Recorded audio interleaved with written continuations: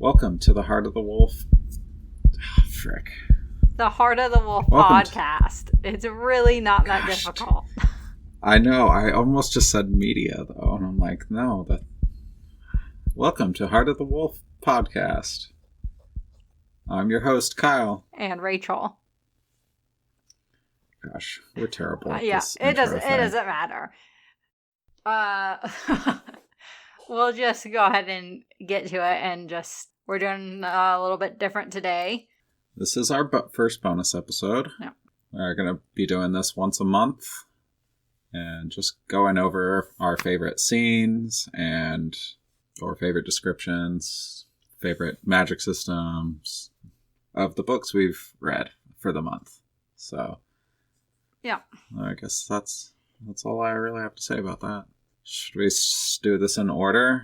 Yeah, so the first one we did was Stormglass, and because that book was so blah for me, like, I really couldn't think a lot of parts that I really liked. Wait.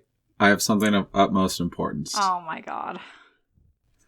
So today, I am drinking a Three Creeks Brewing Company Crowd Pleaser IPA. And it's from Sisters, Oregon. And I'm drinking water.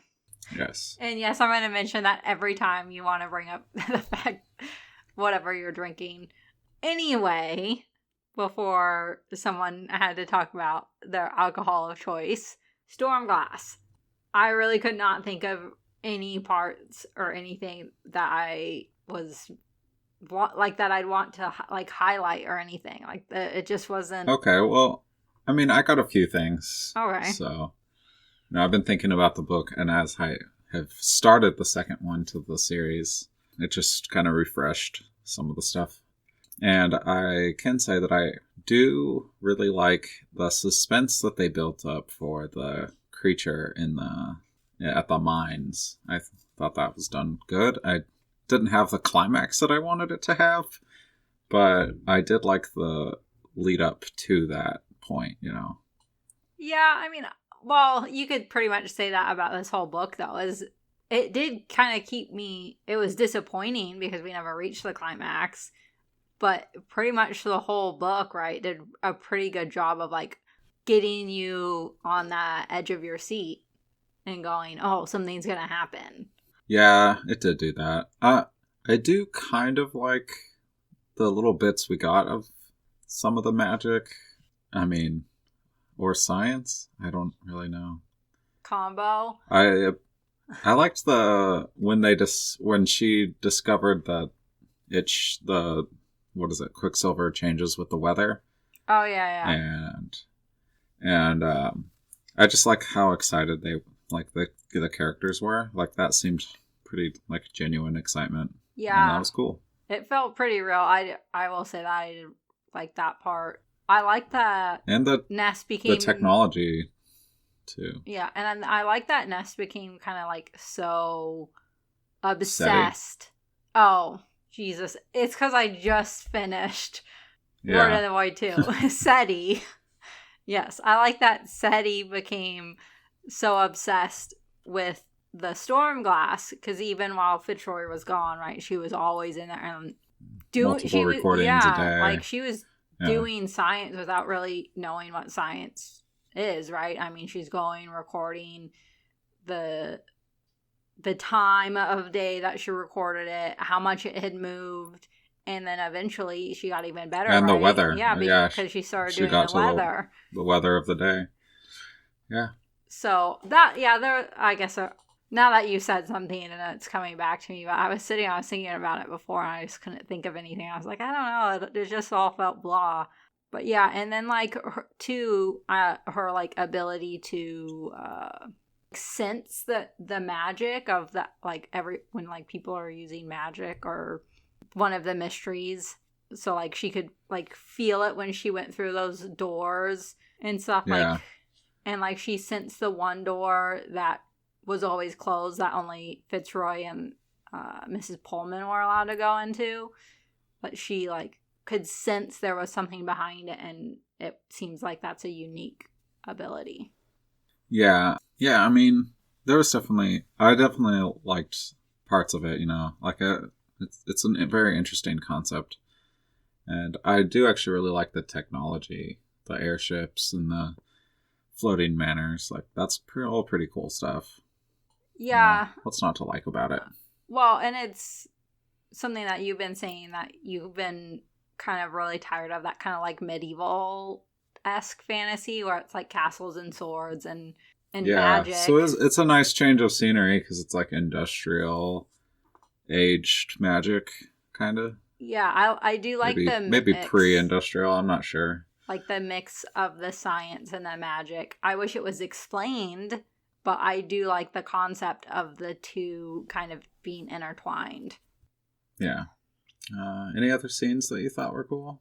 I'm trying to think if No, I mean, because even the action scenes didn't feel really that very actiony. Yeah, or like suspenseful or anything. And I was like never actually worried about Seti or Sarah. Not that Sarah had a lot of action happening, but yeah, hers was more like court politics type stuff.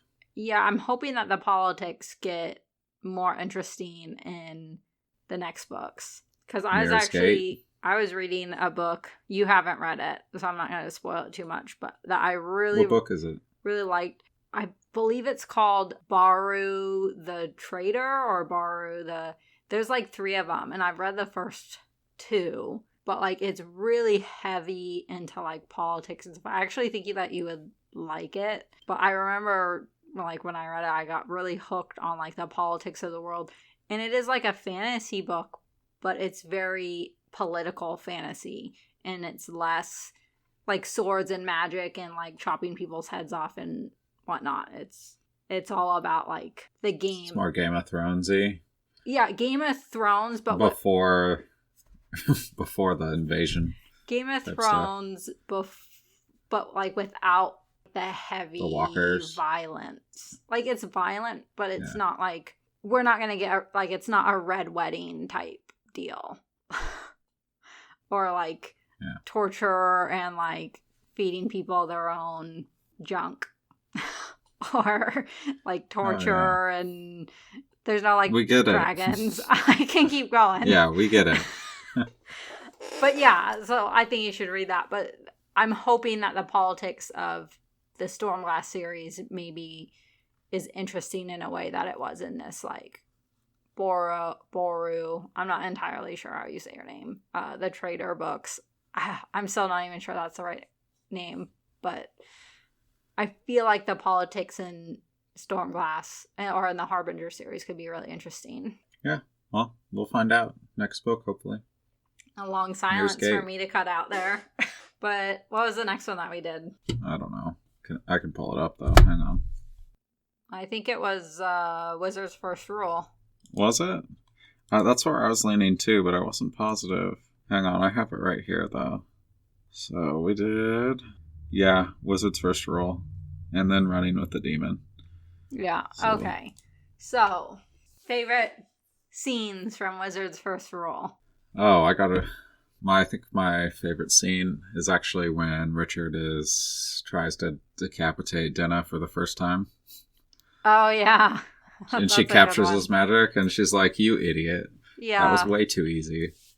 That is a good one. I think one of mine, I mean, we did say this in the podcast when we talked about that. He does write pretty good fight scenes. Mm-hmm. And I like... Definitely a strong suit for him. I like all the confusion that Richard has right in that first beginning when he's saving Kaelin from the quad. And he's just like, wait, why did this own soldier just like tackle this other guy off the cliff? And Kaelin's just like, don't worry about it. It was nothing. I don't understand how it took Richard so long to figure out what Caitlin's like ability was. You know, like, did he like Goodkind makes Richard seem like really smart, like above average intelligence, far above average intelligence, but he never put it together that was her like magic, and he understood that she did something. So like, just put it together. Like, there was the thunderclap without a sound, and then like guy tackled the other guy. Like, come on. It's pretty obvious. Well, but also he knows nothing of magic or anything. Like that's like basically his first introduction to it. He's never. But yeah, once you were told of confessors, like it probably should have come up. Yeah. Well, that's really I don't know. A flaw in his intelligence was. I guess he was just too hard-eyed over Kaelin to realize. Well, yeah, I was kind of glancing through to find some quotes or some scenes or whatever, and it really kind of just occurred to me, like, how accepting Richard is to, like, some random stranger who had 4 dudes chasing after her, and his assumption is immediately that, like, oh, they're the bad guys, right? But they offer to let him go, right? They go, this has nothing to do with you. We just want her. And he's just like, no, I'm not going to let you do that. But he knows literally nothing about the situation. And then just accepts that Kaelin's like the good one in this situation. And that he... Yeah, and that she's pretty naive of him. And that she's his friend. But no, anyway. So that's probably one of my favorite scenes is just like... I just kind of like how clueless Richard is. I just wish it lasted longer. Mm. He's only clueless for that. I think that one little scene for the whole book. And the whole series, really. And then he's just clueless about how to use his magic when he wants to use it. But it always comes at the opportune time. So, no big deal. Yeah. Let's see. And then one of the other scenes... Well, I don't know that I feel so great about it now, but one of my favorite scenes when I first read the series for the first time was when Richard chopped that Daharan soldier or the quad guy's skull in half when they're crossing through the boundary, and he like sprints back to save Kaelin. And like first time he killed with the sword. And the first time he feels the sword's recoil magic, I guess. Yeah, but like I had just really liked at the time the cost. Yeah, the first time he feels the cost of the sword. That is a nice scene too. And then it's like basically never mentioned again though. Well, yeah, because they just tell him that he needs to be angrier, really, and so he does.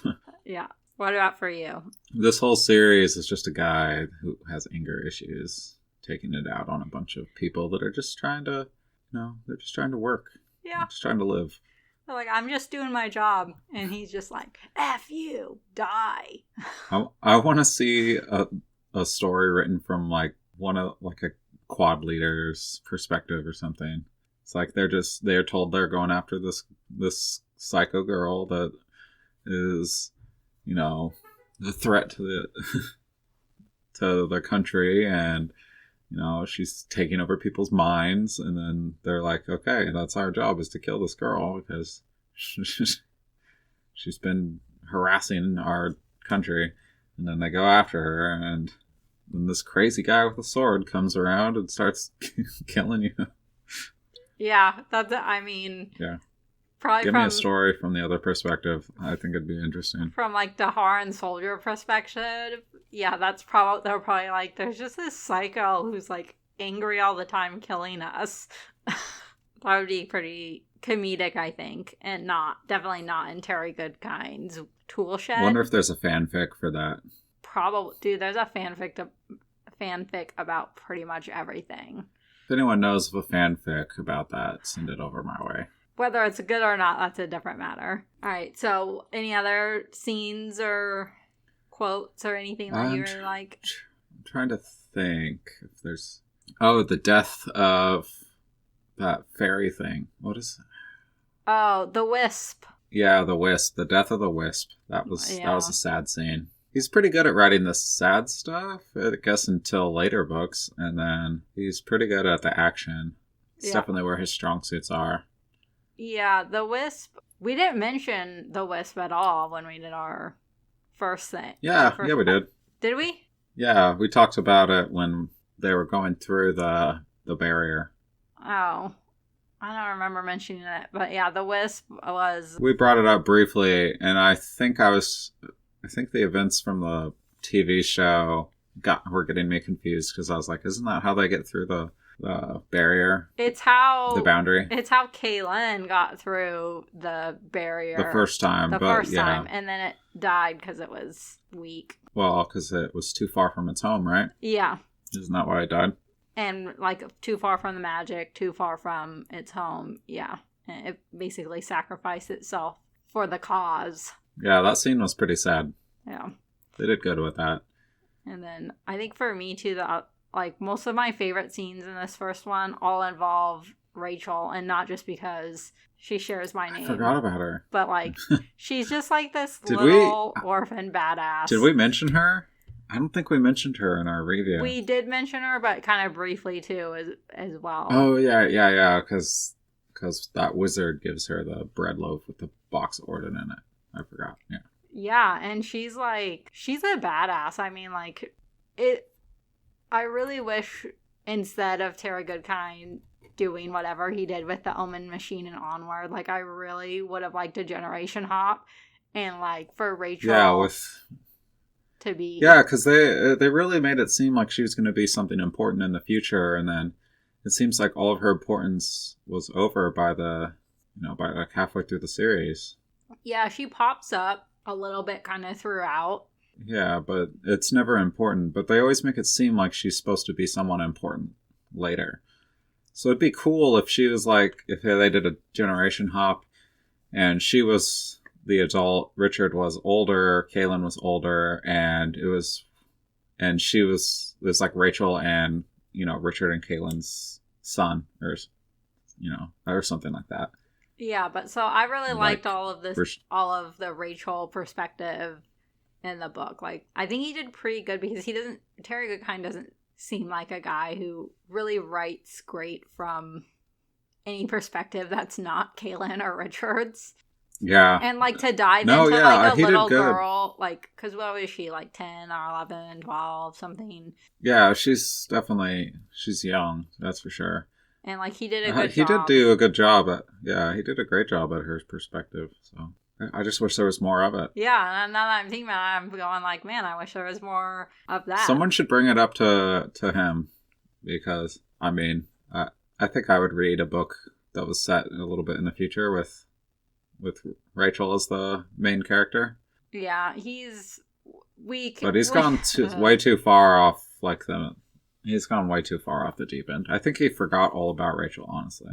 I really don't know. But, like, as far as Terry Goodkind as a person goes, I've never heard anyone actually say, like, good things about, like, meeting him or having, a discussion. He's just like, no, this is mine. And that's why he didn't want to do the TV show, which was garbage. But, like, he was so against anyone touching his thing, and like he didn't want to be involved. Yeah, was it the publisher that sold the rights to it then?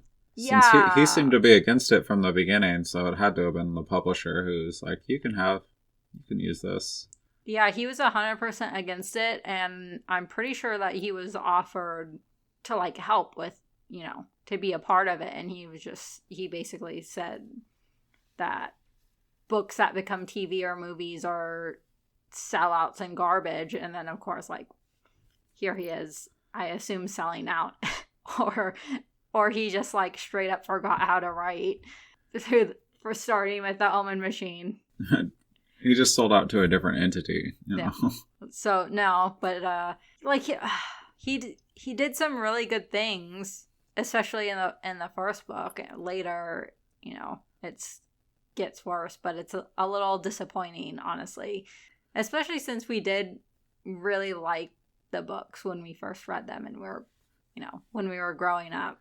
And that's when we only really cared about the action scenes, though. That's what drew me to it when I was in middle school. Yeah. When I first started reading them, and I just kind of I enjoyed the action. That's all I really cared about was the action. I wasn't really interested in a good story or a good character development and growth. Yeah, I mean, like I am now, I'd rather have the character development with less action now that I'm older. Yeah, and that's where I'm at too, is like action scenes don't really get They're to me. Important, but they don't need to be, that's not the thing that makes a book good, Yeah, like you can have some action, and it doesn't even have to be like violent action. It just needs to be, it could be political action or... So it just needs to be suspenseful. Yeah, really. I guess that's just where we are now. Yeah. Otherwise, I can't really think of any other scenes. I liked Shota. I liked her effing with Kaylin with the snakes. Yeah. I like when... Yeah. Is this the one where Kaylin goes up to her when she's in the... What is it? Kondar? Or whatever? Oh, Or is that the... Oh, that might be a later book. I think that's a later book. I don't think she does it in this one. No, that's definitely a later book. But I like how she's like, oh, don't be so silly, and like wipe those thunderbolts off your face. Yeah, Shota's probably one of my favorite characters. And honestly, I think this is my problem with Terry Goodkind is most of my favorite characters in his book are not his main characters. It's Shota, it's Rachel, it's Chase, Yeah, I feel like there wasn't not enough Chase in this entire series. Like, I would have really enjoyed.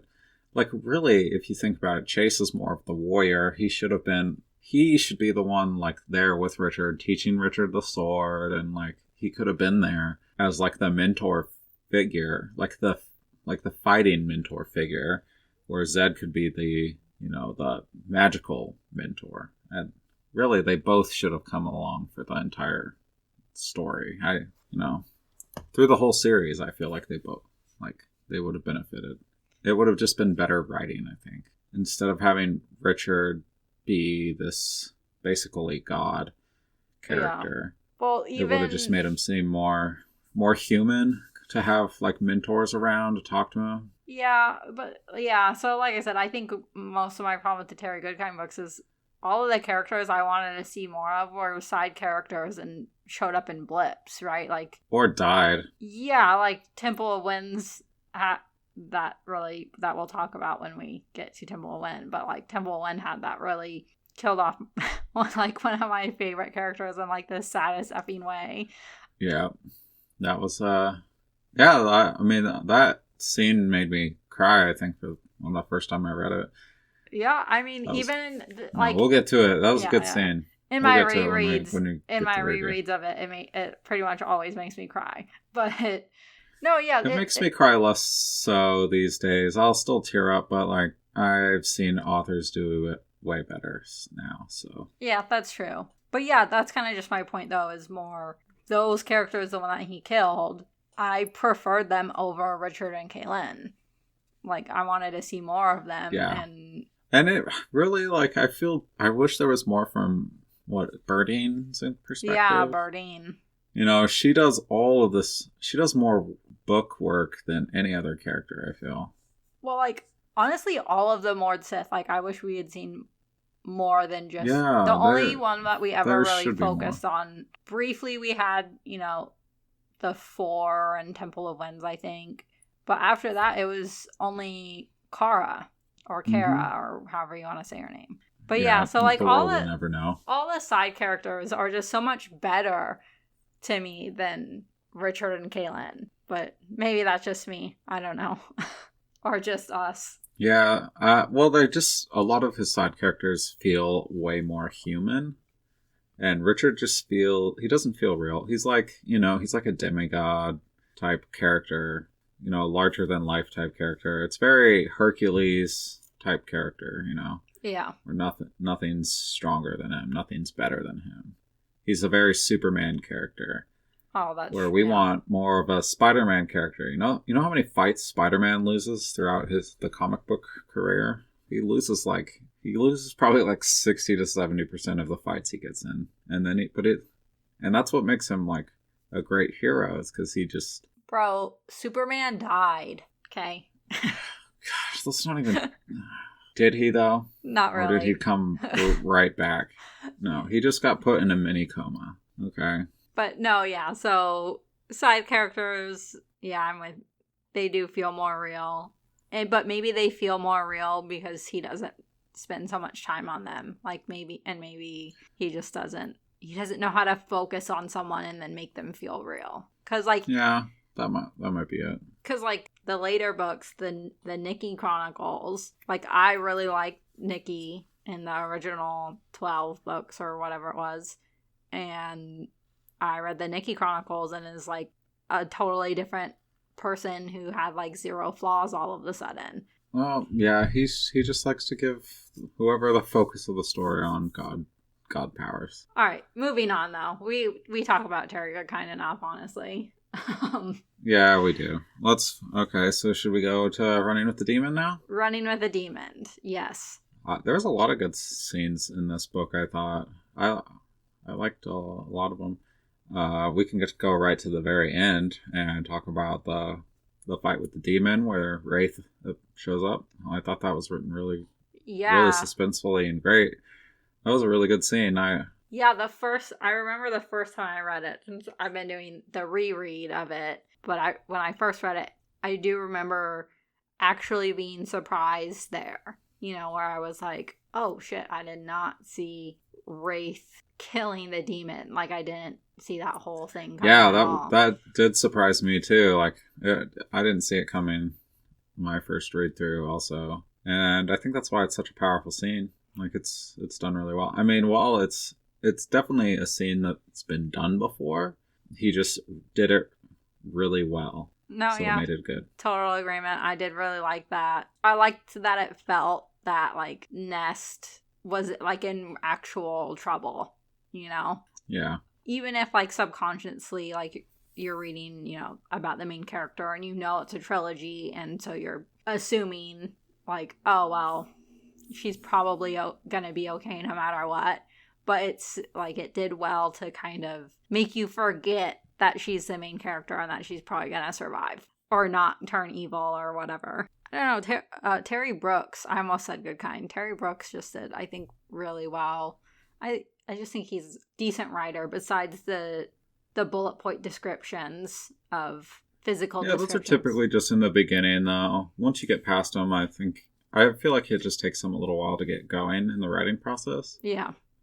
He just is like, I need to do just like I just need to throw the characters out there so I can get to the good stuff, you know? So I feel like that's what he does. I mean, but he does it well. I mean, once you get past his, like, here are all the characters and what they look like. Now let's get to, like, the good stuff, the story. And the story is always, I like the story. I feel like most of the stories I've read from him, and I think I've read almost all of his books at this point. I haven't checked in a couple years, so he might have some more stuff out. But I really enjoy all the stories that he does. I feel like he does a really good plot. It's always a really interesting story. Yeah, well, I did just finish the second one, and I know we're going to talk about it.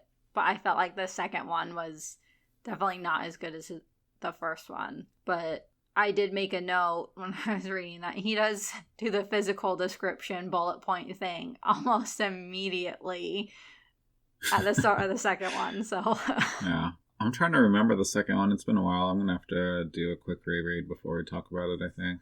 Yeah, well, assuming you get those days off, all your days off, we'll talk about it, you know, Friday or Saturday or Sunday, since I assume you'll get one of those days off. Well, for sure, at least Sunday, you know. But no, yeah, and as far as the first one goes, for me, all of the scenes with Oolish, Amina. Oh yeah, I always find those scenes really good. I really appreciate how he wrote that character. You know what I'm saying? I was actually thinking like, we kind of appreciate it because, you know, the Native American aspect of our identities. But it occurred to me, like, well, maybe we wouldn't appreciate it if we were, like, Sinisippi Indians. Like, maybe. Well, even then, like, okay, so look at most media. Yeah. Look at all of the Westerns you've ever seen or watched with Dad. Oh my God. And you know that natives are portrayed a very negatively way. So just the fact that he has a native character, and this book was in the 90s, so it's even more rare.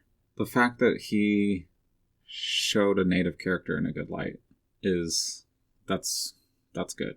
Yeah, but it doesn't matter if it's, like, blown out of proportion or I mean, even if it's a little cliche or any problems you can have with it, the fact that it is in good light and not bad as a character, like, the character is a good guy. He's not a bad guy. He's a good guy, which is almost unheard of. So thus it's good. Like anyone, Yeah.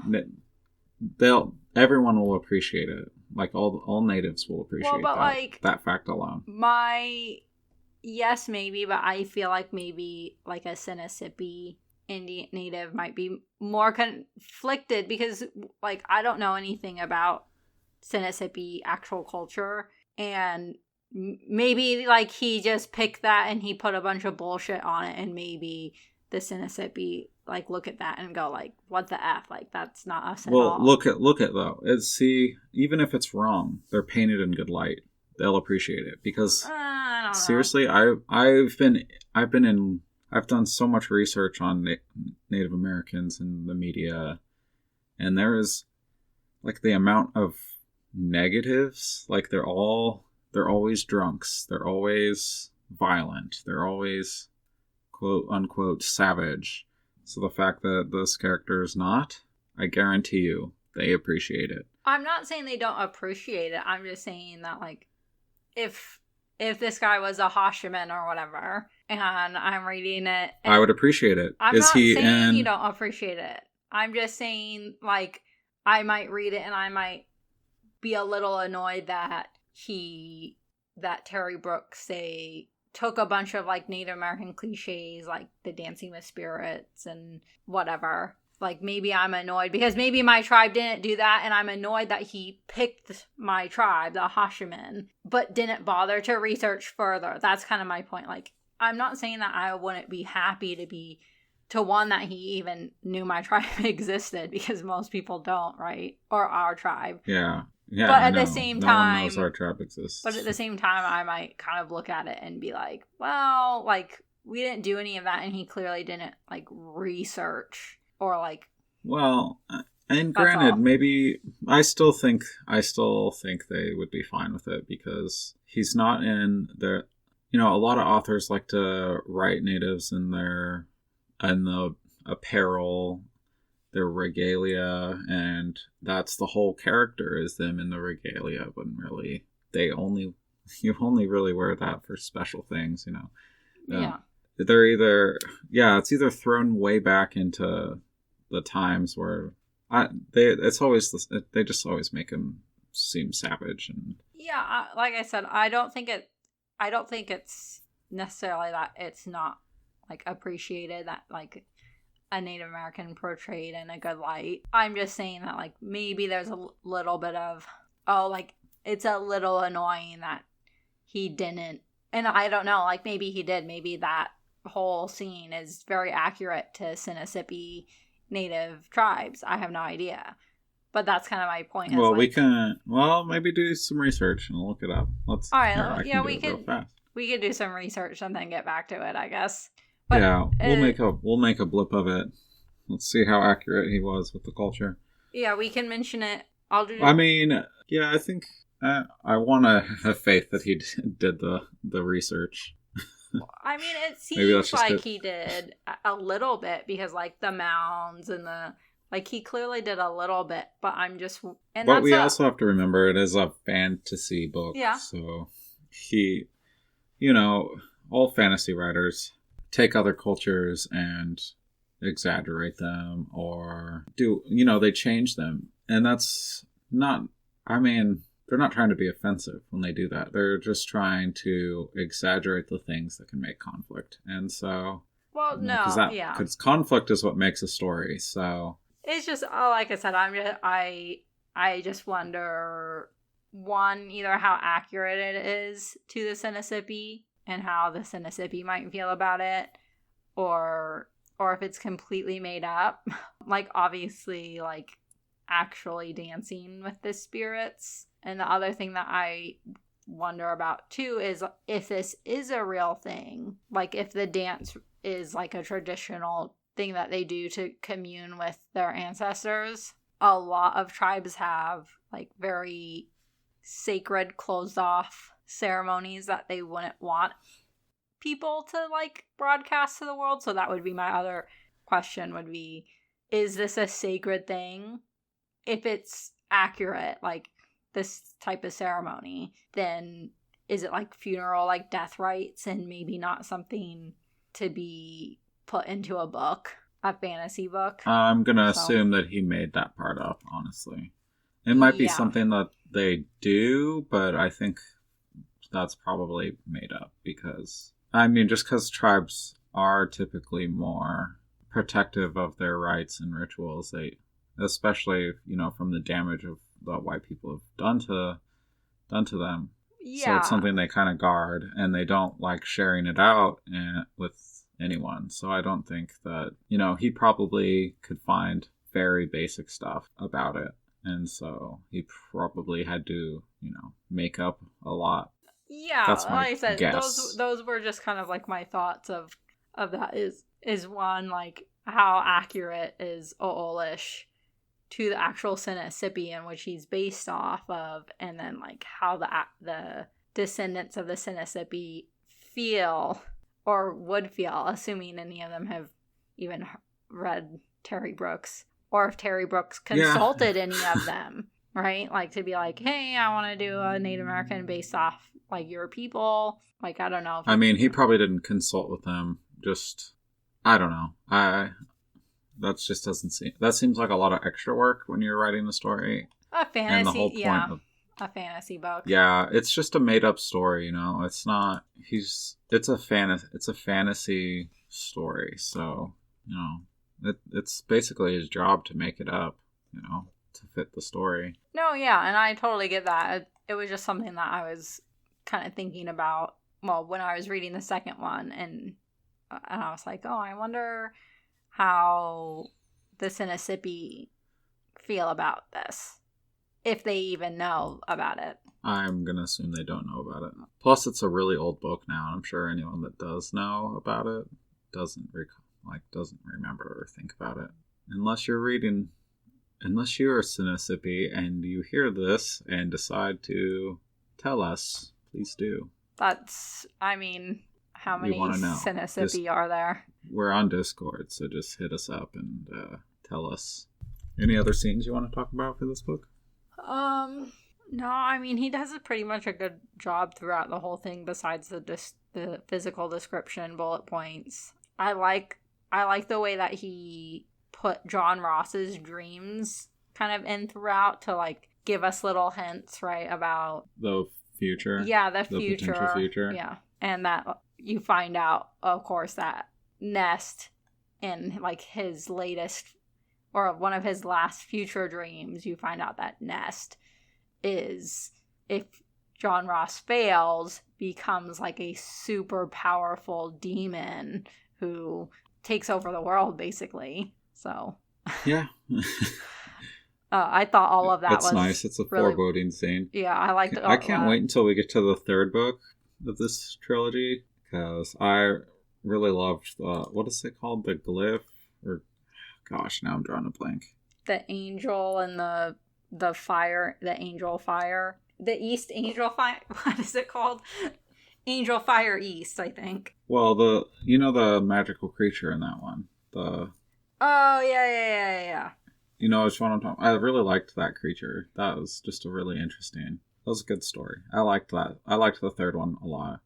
I don't really remember the second one, so it's gonna be something I'm gonna have to. Well, I'll do the reread soon. So yeah, well, we'll talk about that next week when we record next week, not necessarily next week on the podcast, but yeah, way to mix it up. That's gonna be everyone. That's gonna be like 2 months. That's like a 2-month difference for the confusing for as shit now for everyone.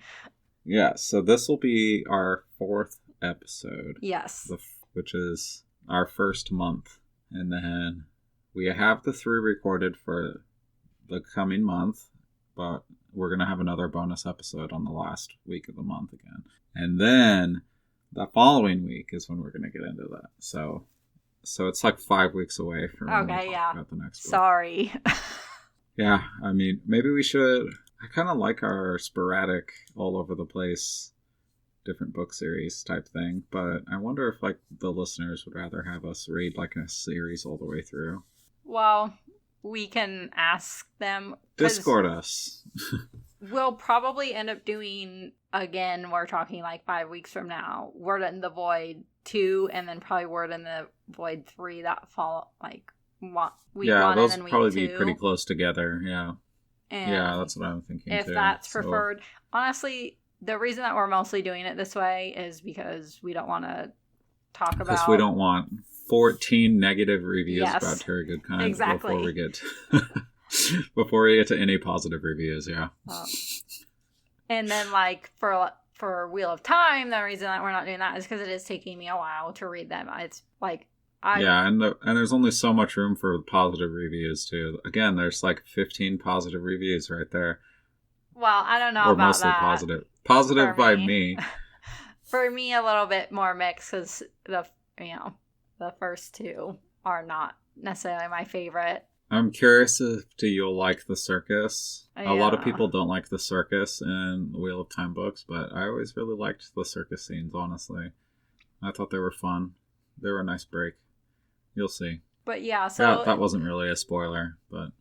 Yeah, so mostly like it's tiring, I think, for us to do an entire series, especially long series like the Terry Goodkind or the Wheel of Time, where it's 15 books. Obi's crawling on the cords and scratching his butt like he does, where he sits there and chews on it. Oh, that's disgusting. I was just watching it pick up on the mic. It's just like... I'm going to leave it in there because it's like... Yeah, it'll be really annoying and fun to listen to. But no, like, so mostly we're not doing like all of the Terry Goodkind books or all of the Wheel of Time books all in a row because it's exhausting for us and for me, and like. But maybe we can do trilogies all in a row. We can do trilogies all in a row. But yeah, sometimes I just like need a break from a series, and like for a 15-book series, I don't see anything wrong with taking a few breaks for other things in between. Yeah, that's true. And that's basically why we do it. But maybe we can start doing the trilogies all in chunks, so they'll be a week apart. Yeah, maybe we just even for the long series like the Terry Goodkind or the Wheel of Time, maybe we do that in trilogies as well. Oh yeah, just do trilogy chunks. Yeah, we can do that if that's what people prefer. I mean, if they don't care. Now that we've already recorded the Wizard's First Rule, Terry Goodkind's first one, you realize we probably should have started with Dead of Bones, right? Yeah, probably. I don't know. I guess we'll do this one in release date. I can't remember when it was released, though. I don't know. Does it give away anything? Kind of like I wouldn't want... I think you told me not to read the prequel to Wheel of Time without New Spring? Yeah. Without having first. So you should read you should read it in order the first time through. And Dead of Bones is like 50 pages. I know, it's really short. I feel like it doesn't really give away much. Yeah, we probably should have started with that. But whatever. Oh, well. It's too late now. We'll do Dead of Bones last, maybe. It's up to you. Or maybe I don't know. I'll reread it. I don't even think it's that relevant. Did honestly. we want to get into the new stuff ever? Because we could. The Omen Machine and Severed Soul and the Nikki Chronicles? Absolutely not. Or what about First Confessor or Law of Nine? No. I don't think I have Law of Nine anymore, actually. I think I might have it in the garage. Oh, did I give it to you? Yeah, I was wondering what I might have it. I have all of them. Did you ever want to get into any dystopian stuff? I like dystopian. Hunger Games. And I like the Hunger Games. I feel like most of the dystopian novels are for teens, though. That's my problem. I like a little more... I like longer, harder read books. Harder read books. Gosh. I can read good, but I can't talk good. Can't. That's very obvious from that sentence. I speak proper. I don't know. I like those books for palate cleansers almost. Sometimes after a difficult read, after I read the first 3 of the Wheel of Time, I needed a break before I went into the 4th one. And I did it by reading, I told you about those 3 by, I think Joe Abercrombie. Oh no. Oh yeah. I can't remember. Where I read 3 books in 3 days because they were really easy reads. And it was nice to just let my brain cool off. So that's kind of how I would feel about the Hunger Games or the Insurgent or Divergent series. it's Oh, kind yeah. of just like a nice little I break. feel like Dalen would really appreciate if we did Divergent. So we should probably do that one. Have you read it? No, I haven't, but Dalen loves the books and the movies and everything, I really. like, That's just because she has the hots for number 4. of course she does. So typical. But I mean, who doesn't, right? Well, pretty much everyone except for gay women. True. They have the hots for I think Triss is her name. Shailene Woodley. That's all. Oh, yeah, the actress, not the actual person in the book. Yeah, exactly.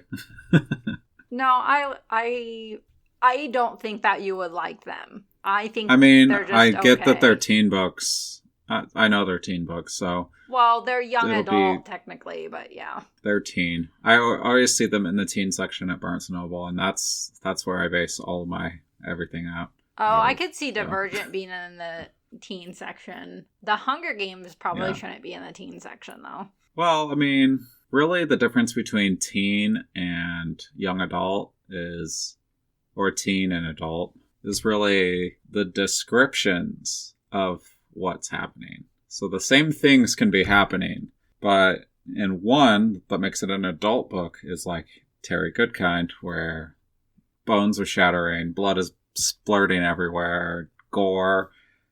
It's basically the difference between a thrasher and a thriller, I disagree because you can have or a slasher. an adult book that doesn't, where someone loses a leg but they don't describe it super full of gore or anything. It's an adult book because of over like a teen book because like Of subject complexity. matter. I would say Well, subject matter. look at the subject matter in Hunger Games and in Divergent. Look at some of the stuff that happens. I don't know. Reading You level, have then? Hunger Games is like kids killing kids. That's like pretty messed up subject wise. That's why I say that. It's that they're not describing it in a way that's as traumatizing, I guess. I don't know. I think Hunger Games is a young adult book. Divergent, It's a I could teen see. I don't think so. I'm I will pretty sure look it's it in up. the teen section of Barnes & Noble. You know what? You do look it I up. am 'cause gonna I'm look right. it up because you're wrong. Is Hunger Actually, Games you've read more of these. I have. You've read more of them than me. young adult or a Opie. teen book? Hi, Opie boy. The Hunger Games is a series of young adult dystopian novels. Oh my gosh. You really looked it up. Yeah. And look, they're not even the only one. Young adult fiction, The Hunger Games, young adults, young adult. Everyone agrees that effing young adults. Whatever. Are there any, like... I want, like, a fantasy dystopian. Give me some magic and dystopia. I want post-apocalypse fantasy. Isn't that all of the Shannara books technically? I mean, no, those are fantasy. They're not dystopian enough to be dystopian. But maybe, like, I don't know, maybe Bearers of the Black Staff. I don't know. He brushes the edges of dystopian. Like when they go to that, there's one book where they go to this city, this old city, and it has an AI program that's still running, and all these like robots and stuff that they have to defeat. So like he touches dystopia every now and then, but in general, he's a fantasy writer with some dystopian elements. I want more like, I guess I want like Wheel of Time during the last era, like in Lewis Theron's era. It's like they're in this utopia, and then it's the fall of the utopia, and then it becomes dystopian during the breaking. That's what I want the book based out of. Dystopian fantasy. Is there any out there? If you know of any, send me them. Oh, well. Yeah. Well, we'll have to, if you want to read the Divergent series to make Dalen happy. I mean, it'll get her to listen to the podcast, so. I don't want to cause strife in your guys' relationship when we talk trash about the Divergent books. Wow. I mean, yeah. Oh, that's a good point. Okay, I take it back. We're not doing Divergent. I don't think I don't think you'll like them, but I personally don't think they're bad. I just don't think they're particularly I mean, I just gotta good. get in the mindset that it's for teenagers, not for... I'm pretty sure my age Divergent group. is young adult also. They're teenage books if they're kids that are doing all these deeds, and they are kids, so it's a teen So book. you're saying adult books can't involve children? They can involve children, but the main character cannot be a child. Okay. Google? SETI is a teen book. She's like I don't think so. prepubescent teen. She's like, yeah, I do think so. I think Google's gonna tell you you're wrong again. Well, Google isn't always The right, Rachel. novel is the first of the Divergent trilogy, a series of young adult dystopian novels. It's a teen book. No. I don't care what you say. They just changed teen to young adult. That's what they did. Because teenagers hate being called teenagers, I think. Yeah, I don't know. You know I'm right. Honestly, the way that They changed teen books to just young adult. They just upgraded them all. They just changed the word, but it's the same thing. Young adult equals teen book. I don't know. I don't know if I'm right. I don't think so. Well, the way that I understand it is it's all marketing mumbo jumbo anyway. And Okay, the way I understand it is adult books are 21 and older. If you can drink, you can read an adult book. If you're a young adult, then you're not able to drink. Legally, I should say. yeah, but So, congrats everyone that's in the military. You get upgraded to full-on adult once you turn 18. But what does that have to do with how they're labeling the books? If you're a young adult, you're still an adult. It has everything to do with it, Rachel. It's all about alcohol, didn't you know? So, I don't know. Like, the internet, when you look it up, too, is not helpful. It's the difference between teenage, young adult, and adult.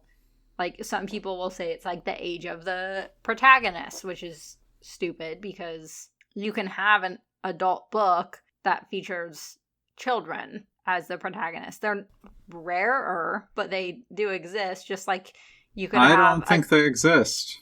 Oh my god. What? Name a book that has... I will Google it right now. Name I wish they had just like the ratings like video games or movies. Find me a rated R book. Thank you. And, well, that would actually make it so much more clearer, really. Yeah, right? Gosh. Get with the times, book people. Any day now. Adult fiction with child protagonist, 152 books. Name them. I will. I'm going to the website right now. To Kill a Mockingbird. The Life of Pi. The Secret Life of Bees. Lord of the Flies. The Kite Runner. The Reader. Little Women. Girl with a Pearl Earring. The Shadow of the Wind. The Book Thief. Book Thief? I don't know. Why is the Book Thief on there? This is I don't think that's... from Good. I mean, I guess there's some World War II stuff. It's from Goodreads, so it means it's like self-tagged. Self-proclaimed. Yeah. So basically, it's all wrong. Because I'm right, clearly. Now, here's Reddit, and we know Reddit is always truthful as well. This guy is looking for an adult fiction with a child protagonist, and this published author says... Well, what do they know? I would suggest most of the Orson Scott Card's writing. I'll take your word for it. Is there anything else we wanted to cover on this episode? I just want to let the audience know that I'm right and Kyle's wrong. You're clearly wrong. That makes me so much better than him. Obi agrees with me, and if Obi says it's true, then it's true. Well, he's a dog. He can't lie. Mikasa agrees with me, and she's a cat, and she can lie all she wants. Yeah, cats are liars, so obviously I'm still right. She's just lying to make you feel better, so you feed her treats. We're probably going to start debate at some point among our comment section, our audience on our Discord or something. Yeah, cat people versus dog people. We have a Discord. A Discord. I haven't been drinking at all. We have a Discord with a pet section. So feel free and join it. What is our Discord called? Oh, it's I know this because I made it. Heart of the Wolf Media. Yeah. And I'm on there under a different name. Yeah. So if you talk, I'm the runner of the Discord, the main Discord. So yeah, we have a pet section. Send us your pet pictures because pets are awesome. I mean, yeah. That's pretty much it for this episode. So. And we're also going to be starting a Periscope whenever we get enough people. If anyone's interested, let us know, and I'll finish finalizing the setup of it. And then you can see our faces while we talk about books. I'm gonna wear a mask. Whatever. We're in a pandemic. You can wear a mask. Oh, perfect. There we go. I guess that's it. You want to go ahead and... Wait, no, you did the intro. That's right, I did. Okay. So, thank you for listening to Heart of the Wolf podcast. There will be a transcription of this on theheartofthewolffantasy.com.